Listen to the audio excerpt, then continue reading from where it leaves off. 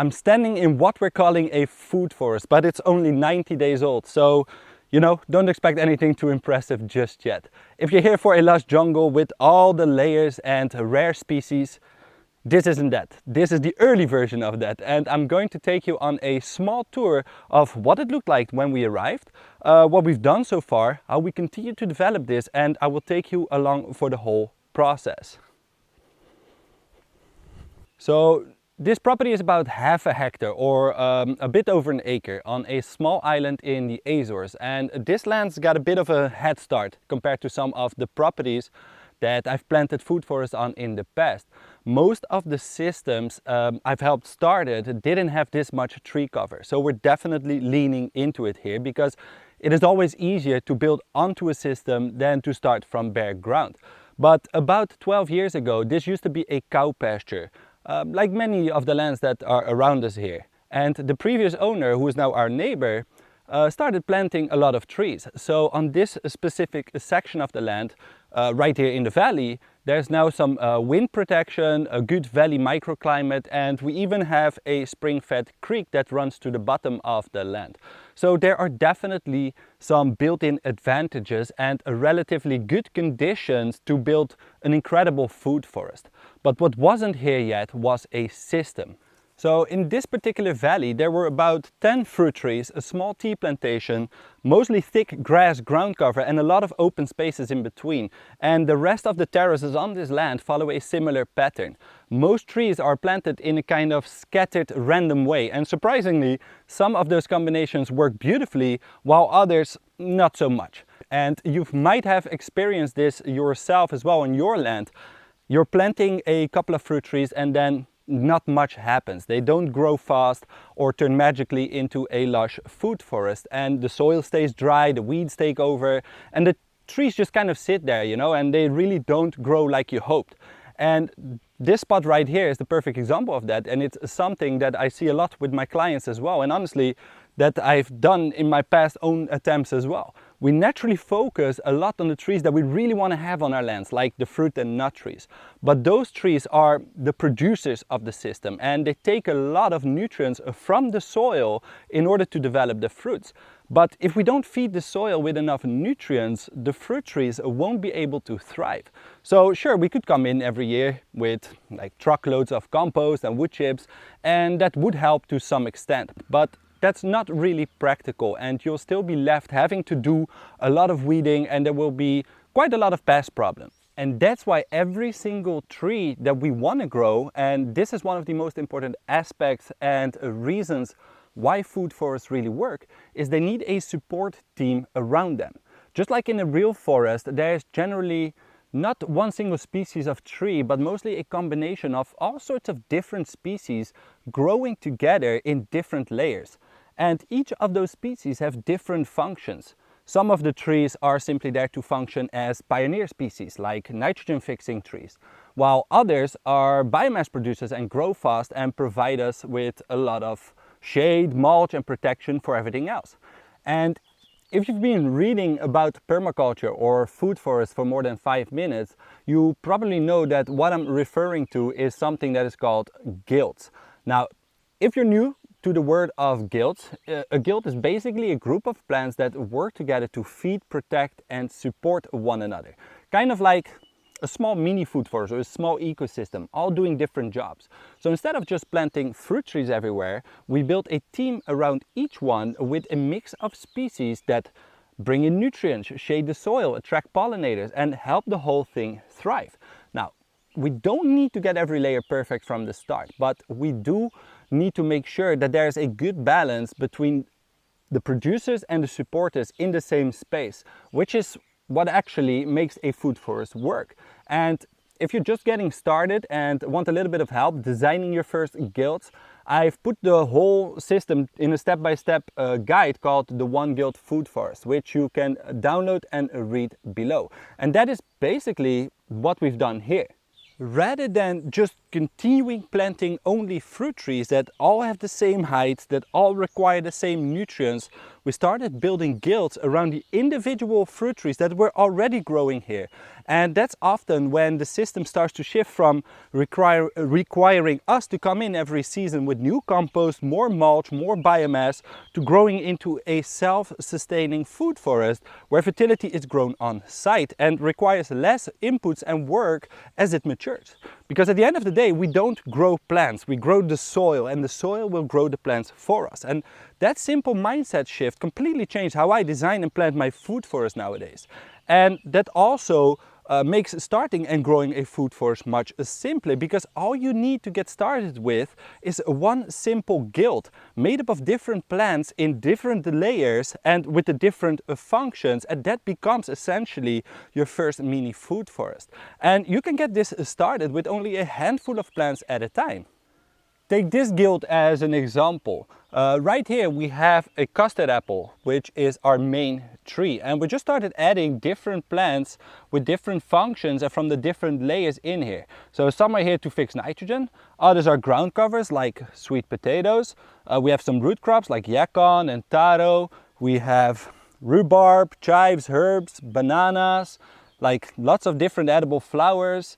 We've got a whole bunch of different plants growing in different layers, all working together as a team. And once we have this little system going, we can simply start adding new guilds next to this one. And then we can add another one, and we can keep repeating this process until what you end up with is a productive, diverse food forest. So where in the past I used to make the mistake of planting 50 fruit trees without the supporting plants to make them function and hoping they would figure it out, right now I focus only on small sections on the property, make sure to plant individual teams or mini food forest, and only after that start expanding the system to other places on the land. This way, these smaller systems grow much faster, they're much healthier, and I can use what I've planted as nursery stock from which I can then collect roots, seeds, cuttings, and I can keep expanding the food forest with each growing season. It is much cheaper, more efficient, and much easier to manage, and it provides a great foundation and a lot of flexibility when expanding the system. And honestly, these smaller systems are where you learn the most. Very quickly you will start to notice like what grows fast, what gets eaten by insects, what thrives in your microclimate and what doesn't. And over time you start to see patterns, and you'll know exactly where to place what plants actually support each other, what needs more shade or more airflow or just more space, and eventually it stops feeling like guesswork and starts to feel like you actually understand your land. Yeah, pretty cool. Now, because we started late in spring, which isn't really the best planting time. Luckily we've been having a very mild summer so far, but we didn't have a lot of plants on hand, and the goal for this season wasn't to get everything perfect, but rather to get some momentum going. And right now we added what we could with the time and plants we had available, and now we're growing everything else from seed and cuttings to scale it up big time this upcoming fall. So we're in the early stages of building this food forest one guild at a time, and this is a great moment to take you along to see what can happen if you're short on time and you don't have access to a lot of plants yet. Let's start with the layout. So the way we laid things out here is really simple. There is a bit of a slope on this part of the land, starting at the creek and going gently up towards the end of the property. And all we've done really is follow that slope by creating individual garden beds that follow the contour, meaning they follow the natural shape of the land. Now, we didn't try to over-design anything. We didn't measure out the perfect bed width or map out a bunch of beautifully curved pathways. Some of the beds are maybe 2 meters wide, some are narrower, and we just kept things wide enough that we can walk between the beds and reach both sides and interact with the plants easily. That was the only goal essentially, is to keep it functional and practical, because especially in the early stages, you want to be able to observe what is happening, plant new things. You want to chop and drop and harvest and make changes, and you can't really do that if you can't even walk through the system without stepping on something. Now, over time, these pathways, they won't really stay that way. The trees will start to form a canopy, the shrubs will spread out, the ground covers will take over the more shaded forest floor, and at a certain point these beds just start merging together, and that's when it starts to feel more like a real food forest.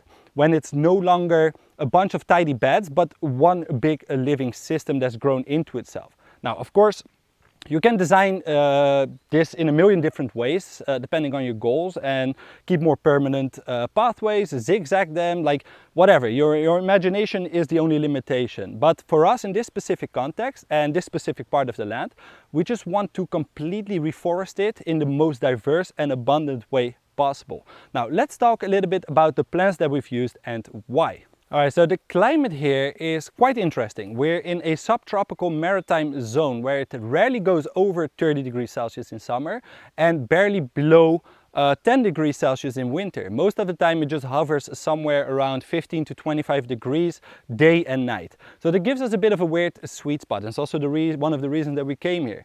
It's warm enough to grow these subtropicals like the mango or the avocado, but just barely too mild for great stone fruit yields, which need colder winters. Now, the biggest challenge that we have here with this location is wind. Since we're in the middle of the Atlantic, we can get really strong winds and even hurricanes. So it is important that we design our food forests with those conditions in mind. Now, let me show you a few of the species that we've planted in this young food forest so far. Okay, so this right here is a banana plant, needs no introduction. We've planted close to 150 plants at an interval of roughly 1.5 to 2 meters on the bottom section here on the land throughout the entire system. This is going to be our nursery stock, where we heavily feed them so they produce many pups, which we can then transplant to other places on the land.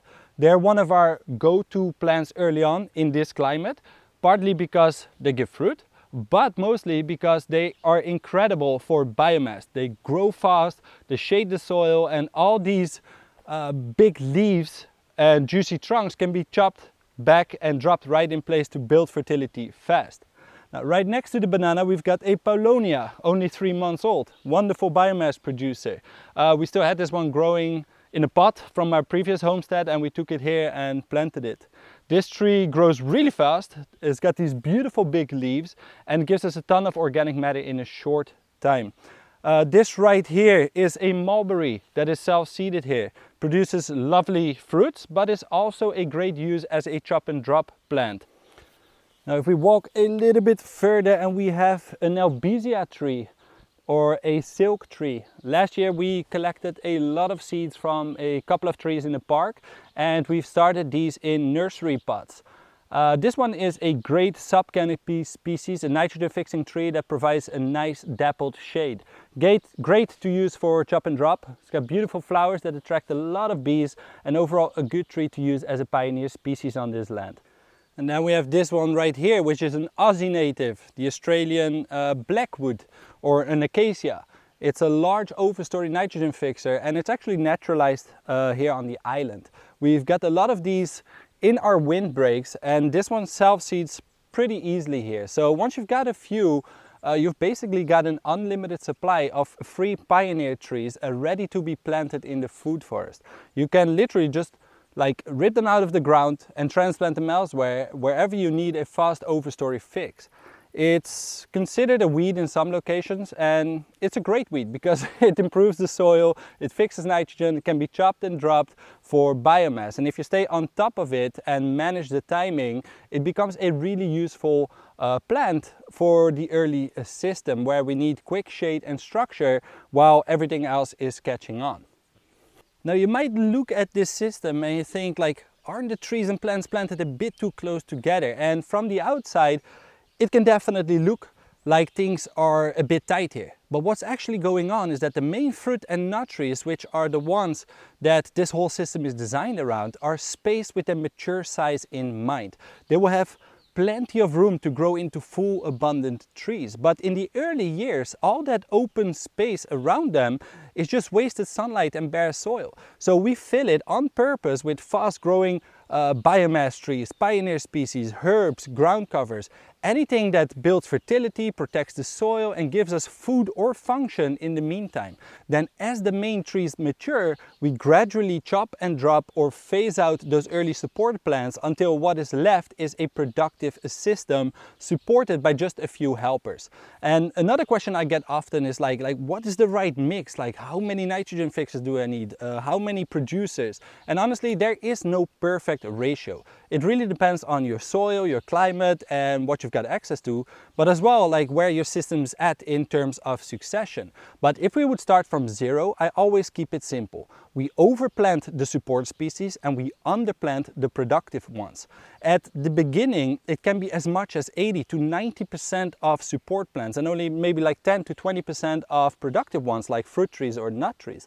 Because in the early days of a food forest, the biggest thing your system needs is fertility and protection from the elements.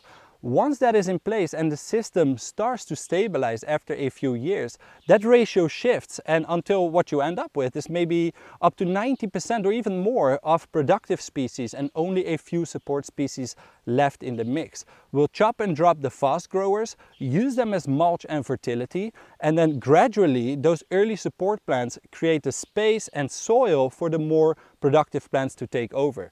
And that's the power of stacking function early and letting the system evolve over time. And I walked through that entire process on how to actually design your first guilds and start your food forest inside the One Guild Food Forest Guide, which you can download below. This is just the beginning of this system. It is still scrappy, it is young. Some things are working, some others not yet. But even in this early stage, the foundation is starting to take shape. We've got the layout, we've got the structure, the first guilds are in place, and from here it's just a matter of building on it. But here's the real trap. As humans, we love to overcomplicate things. You start reading about food forests, you watch a couple of videos, and then suddenly you are overthinking. You're second guessing everything and you're waiting for the perfect plan instead of just getting started. But there's a much simpler way to begin, and all you need is a handful of plants and one weekend. So make sure to watch this video next to see how.